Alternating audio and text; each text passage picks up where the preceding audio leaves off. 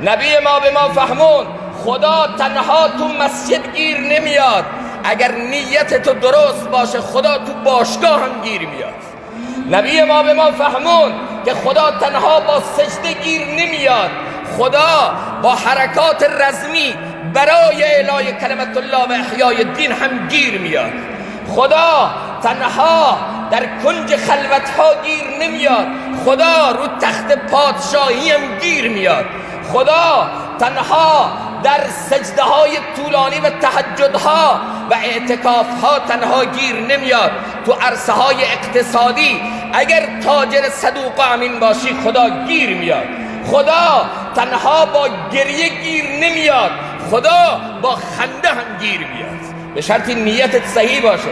تبسمک فی وجه اخیک صدقه. این اسلامه. از من نمیخواد 24 ساعت زانوی غم بغل بگیرم و فقط